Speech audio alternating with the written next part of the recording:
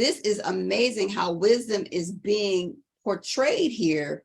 It makes me understand more, and it makes me want to be what I'm supposed to be, just knowing that I can have wisdom at my right hand, you know. So I definitely can, I understand what you're saying about that, how it just kind of turns you around hearing that message about wisdom. That's wonderful. So now you have your books. Now, do you have both your books there so we can show? Absolutely. Okay. Okay, so you have got, oh goodness, they're too close. Let's see if you scoot it back a little bit. Let me see. You look a little blurry on there. It is blurry, but it's okay because people gonna buy them. They can see them up front and personal, and we'll Put it put in the them. middle then. Yeah, we will also put them in the YouTube so people can see them. So Okay. we've got the first book, which is Wisdom, the World's Greatest. Is that the first one? This is the first one, the 12 Fundamental Laws of Wisdom. Oh, 12 Fundamental Laws of Wisdom is the first one. And then the second one is the latest one, Wisdom, the World's Greatest Hidden Treasure. Yes. Okay, perfect. So tell us how you even got started in finding out how to write the books. Of course, we know you compile all these notes, but how did you begin figuring out how to put it all together and put it in book form and get it in motion? Well, I mean, I would say that the Most High just really showed me, because I didn't have no tutorials. Right. I didn't have anyone showing me how to do it. I just literally got on Microsoft Word and just literally started organizing my titles. And I put the titles together, and I literally had all these scriptures. And so I was able to, you know, give some things from my own experiences. And then I was able to put the scriptures with them. And then it just led to more and more scriptures, more and more experiences. And I was able to, you know, have everything itemized or sectioned off the way they need to be. And finally, I was able to get someone to edit it, get a good editor. I had a couple people actually editing the 12 Fundamental Laws of Wisdom. And next thing you know, I was able to get the, you know, the sections and the headers and everything put into proper order. You know, the ISBN number, of course, learning about that to someone else about going through Boker and getting your ISBN number, and just really learn about the Amazon KDP, how you could just upload your manuscript right on there. So I had a good graphic person who I've been dealing with for over 15 years. So he was able to make some good covers for me, and everything just fell in place. You know, even to the place where I even launched the books at, down in Clarksville, Tennessee. You know, I was down in Tennessee by a military base, and I had a good place where I was able to, you know, market my books at, and I had people, soldiers from around the world, coming buying the books, selling them, I mean, sharing them with other people. I mean, some people may think that on social media that I'm selling a whole lot of books online, but it's my greatest support has come from offline. So many people have purchased the book without even knowing about it from social media. So wow, that's amazing. Yes. Wow. Okay, so you just kind of rattled off a whole bunch of how-tos. When can we expect your class on how to create a book? Man, that'd be amazing. You might have just prompted me to go ahead and make that video. Yeah. So I might have to go ahead and do that here real soon. Right, absolutely. And then the book, is it going to be available, both of them, are they going to be available on audiobooks? Well, I do need to make the Audible version. I haven't got into the studio. I have or even chose someone to do the Audible for me. I do have both of them on Kindle for those that want to just read it on their phone. But yes, I understand some individuals are more audible than the visual. So that is a great market of people that I'm kind of not reaching right now. But I do need to go ahead and get into the studio and go ahead and get this recorded. Okay, well, good. So we know that the plans are there. So before we forget, let's make sure that we let people know how they can reach out to you to get the book. Or I know it's also on Amazon, but you just mentioned a lot of times people, you know, it's kind of a face-to-face thing. So if people are in your area, can they meet up with you to get the book, or should they just order it online? Oh, absolutely. I would prefer those that's within maybe the Tennessee, Kentucky, Ohio area that they can call me. But It's up to them, whichever one they might feel better going through Amazon.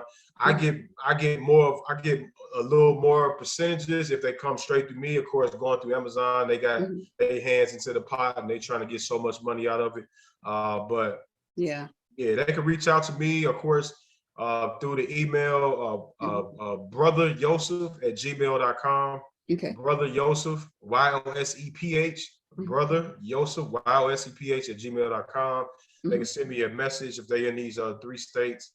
Those are the 3 states I'm in quite a bit. And also they can send me an email. I got an email on my YouTube page, Joseph Joshua, Facebook, Joseph Joshua, Instagram, Joseph Joshua, which the tag is Joseph the Servant _1. All right. TikTok, Joseph Joshua, just Joseph Joshua throughout those medias. You should be able to find me, and you can send me a message if they really want to buy it. Then I can sign it, autograph it. I can do a personal copy to them that way. If they just feel more safe, some people feel like they got Amazon Prime and they feel like they just go through Amazon. That's totally fine. Either way it go. As long as they get the message and the word to their dwellings and they can start diving into the hidden treasure, it's fine for me. Wow, that's amazing. Well, we know that, I looked on social media and I saw that someone had done, this was a while ago, like a book club of one of the books. Oh yeah, absolutely. Yeah, that's 12 Fundamental Laws of Wisdom. Some of the women of Israel, they went out and purchased copies and they was going amongst each other and they was just trying to discuss it. And not only just the women in the nation of Israel, but they actually have people, and I've heard this from 2 different people now, that this 12 Fundamental Laws of Wisdom, actually they have people in churches teaching it in Sunday school. Oh, so wow. The wisdom from the Apocrypha has been entering into the churches now. Not the Christian church. Are you serious? The Christian churches, they are some of them, and I saw a lady at one of these places that I go that kind of that allows me to come share my books. She was talking about how her pastor just loved this book right here.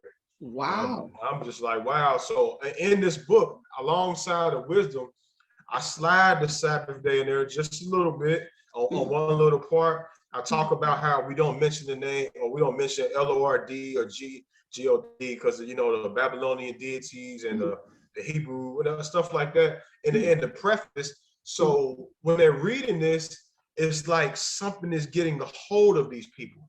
And I believe it's the same spirit that was on me when I was writing it. And this is what a lot of us don't really understand or overstand, is that whether I'm writing a song, we're doing some music, or writing a book, I pray to the Most High that His Spirit comes upon me while I'm doing it. Right. So when I'm at the computer typing it, individuals, they open it up and they start reading it. They're getting what was on me, right? What I prayed for, the spirit that's in me. They're getting that when they open the book up. So now, it's been countless testimonies of what these books have been doing to people. And I'm just thankful, humble, and grateful to be a vessel used to be able to give the Father His esteem. Well, praise y'all for that. So with that book, the 12 Fundamentals, give us some key points from out of that book, and then also go to the other and give us some key points. Like I would say 3 key points out of each book. Oh, that's hard right there. Just 3. Man, 3 key just points. Go to the table of contents. Like, maybe just pick some. All right. Well, of course, when I'm out sharing the book with people, you got a couple different titles about fearing the Most High, keeping His commandments, honoring Him first. Remaining humble, speaking over your situation, controlling your tongue, controlling your anger, practicing discretion, be diligent concerning your work. These are just some of the titles, but 2 of the titles out of the 3, I know you told me 3, so I'm gonna say 2 of them is when people open up the table of contents and they get to control your tongue and control your anger, they're like, oh, let me get a copy of that right there. That's 2 out of the 3. And just another chapter, like I said, chapter 4, surrounding yourself around the wise. And that goes back to the law of association that we talked about earlier. He that walks with wise men, a wise woman shall be wise. Yes. But a companion of fools shall be destroyed. So controlling your tongue and control your anger is so paramount imperative because some individuals, even grown adults, even individuals that had great hair, They do not understand what Ecclesiastes 11:8 says, that answer not before you has heard the cause, neither interrupt men in the midst of their conversation. Individuals, adults, we always want to be the first one to speak, the last one to get our point across. We interrupt individuals when they're not even finished speaking. All right, these things need to be taught. All right, controlling your anger. These are things that, you know, there's techniques in here on how to be able to control our anger. This thing, you know, anger is outrageous, you know, so, and that's something that I've had to deal with in my past. It's just, you know, something just getting me ticked off and just not funneling it through my mind and thinking about the outcome of it. They say speaking out the side of your neck.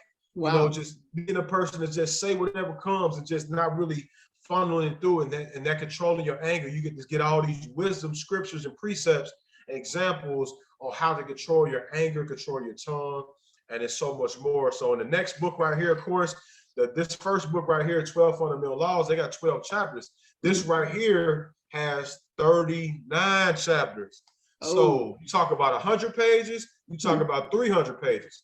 All right, it's a big difference. So it's kind of hard, you know, when I talk about in this next book right here, all right, it's so much more. It's not the 12 Fundamental Laws. And then this one, I know as a people, you know, we really don't know the importance of wisdom. So I literally, the first few chapters is kind of introductory to what the hidden treasure is, because according to Proverbs, well, Proverbs, she is a tree of life unto those to take hold of her. All right, she is the fountain of life. She is the hidden treasure. All right, so I'm going through these different titles, lessons, and I'm talking about the Torah of wisdom, Proverbs 13 and 14. The law of the wise is a fountain of life, turning one away from the snares of death. All right, the law of the wise. When you look at that in the scripture version or other versions, it's going to say the Torah of the wise. All right, so the instructions of wisdom. A lot of individuals do not know that according to Sirach or Ecclesiastes 1 and 5, the word of the Most High is the fountain of wisdom, and her ways are everlasting commandments. Proverbs chapter 1 and verse 8. Here these are the instructions of thy father, but do not forsake the law of thy mother. The wisdom has laws, wisdom has commandments that we need to be finding out what they are. So I go through some of this in the first few chapters, introducing people to wisdom, talking about the importance of wisdom, talk about how to obtain her, how to gather, because some individuals think it's all about just saying one simple prayer, give me wisdom, and they set for the rest of their life. It's not that easy. All right. You know, even with Solomon, when the scripture said he prayed or he talked to the Most High in that vision and he asked for wisdom, when you go to Ecclesiastes after Proverbs, he said, I searched and I sought out wisdom and, concerning all the things that's happening among the sons of men. So he didn't just leave it at just that one prayer. He knew that this was a continual journey that he had to embark upon. And that's what I want to share with other people. I'm not trying to put myself out there as the wisest person in the world. I just want to be able to plant the seed to send everyone else on their individual journeys of obtaining the hidden treasure for themselves, so that they can be able to share with other people. All right. So, and then I got another one. I'm with you. It's like you have been led to a tree. This is what I'm saying. You've been led to a tree and you tapped on it and just, it started running with like maple syrup, like, you know, but you're just trying to lead others to the tree so they can tap on it for themselves. Absolutely. In other words, receive the wisdom for themselves, because like you said, wow, look, I've been given this and I want everybody else to have it too. And that's important. And I can tell the way that you're teaching it, anybody can understand it, you know, in all thy getting, get an understanding. That's what we should all be looking to do. But I have to ask you, like, in this, I can see like maybe you making one relatable for children, although I think children could relate to this. Absolutely. But I can see you making one relatable to children. Is that what's next, or what is next for you? This one right here is already relatable to children. Is it? Okay. People have been teaching their children this.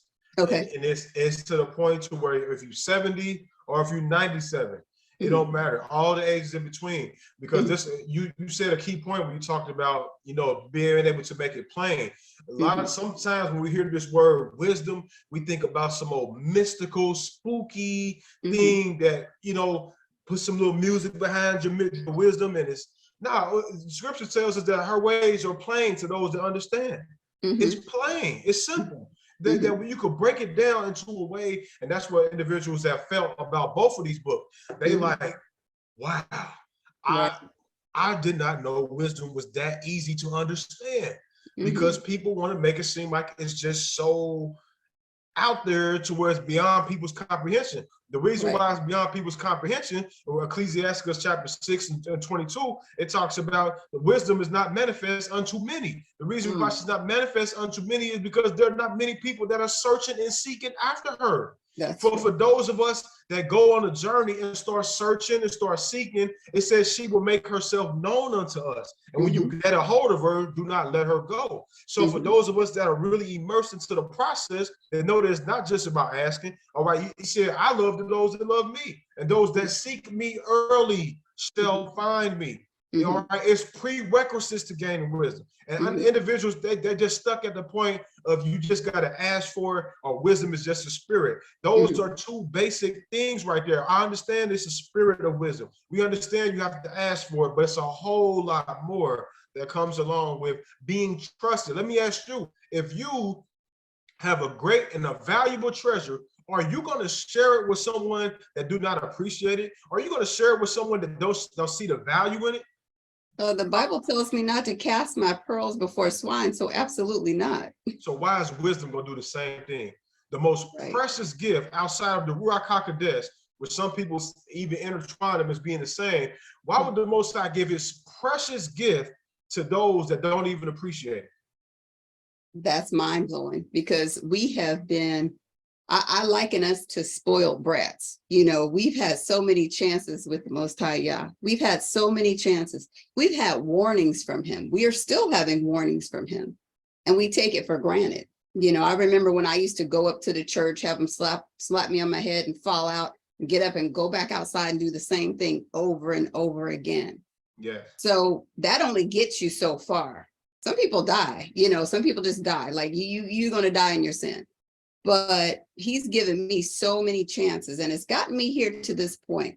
But had I had been listening to him long ago, where would I be today? You know, right. We would all be somewhere else, should we, or had we had listened to him long ago. But we just thank him for his mercy and his grace, that he allowed us this far to actually decide to align with his word and be kingdom builders and just be obedient and repentant. So, I mean, I'm very thankful, you know, because he is sharing with me now. I mean, he was sharing with me before, but, you know, it was like I wasn't appreciating what he was sharing. But now he's really sharing with me now. And, you know, for those listening that are struggling, you have to know that he has something for you. But if you are deciding to continue to go back into the world and live a worldly life, like the brother said, you know, why would he share that? Why would he share what is important with you? You're only alive today. You're still breathing breath because of his grace and mercy. You have to do a better job of deciding to turn from sin. Well, I mean, I'm on board with everything that you're saying, brother. It has been a great journey for us all. And of course, our goal is to always have a testimony unto Yah as far as what he's done in our lives. And I think you have proven that it can be done every single day, because he brought you from so far off. I mean, you were somewhere else. And I'm sure you have much more testimony to give, you know, but just here you are today. You've written 2 books, and I'm pretty sure you're working on a third right now. Are you working on the third? It's like you right inside of my house right now. Okay. Yeah, I'm just finishing up here the third one here. That should be done here in the next few weeks, and that's going to be dealing with a book on numbers. Okay.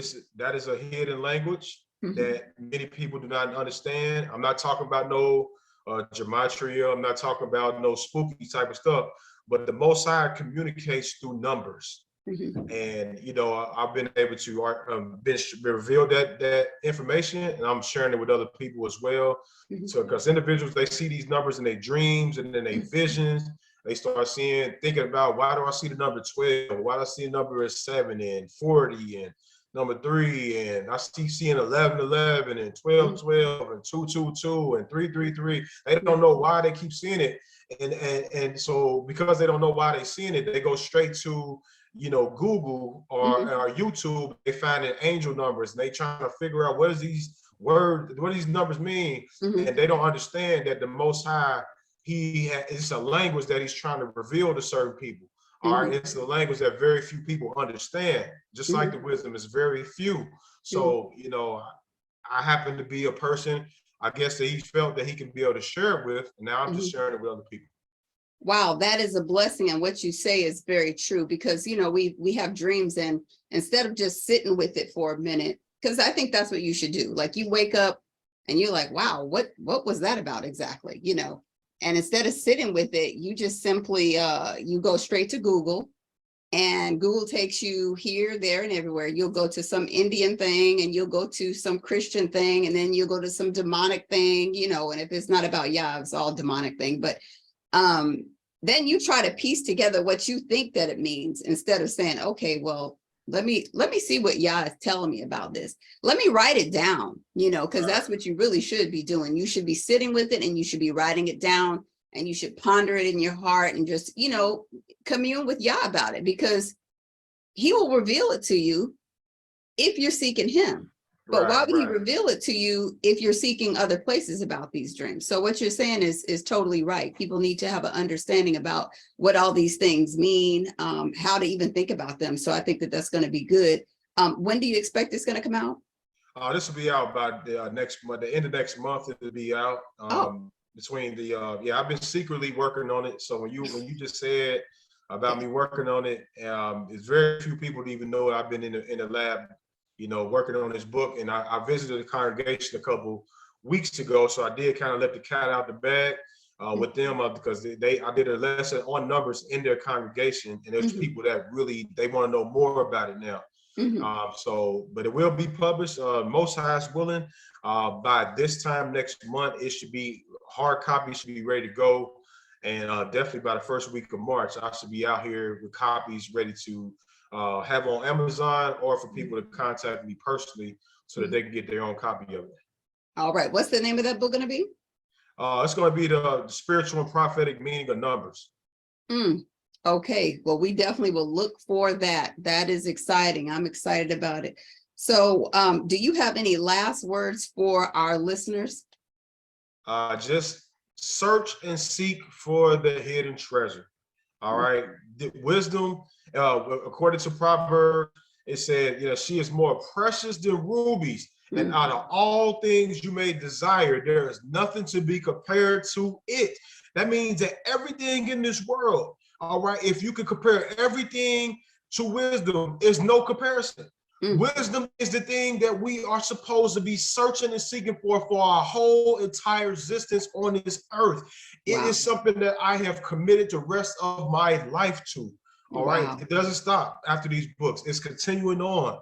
All right. And I'm challenging everyone else out there. All right. You may want to learn about history. That's good. You want to learn about, spiritual gifts. That's good. And different other teachings. I understand that. All right. But I'm telling you this, according to wisdom, these other things are not as important as about learning about the tree of life and the hidden treasure and the fountain of life.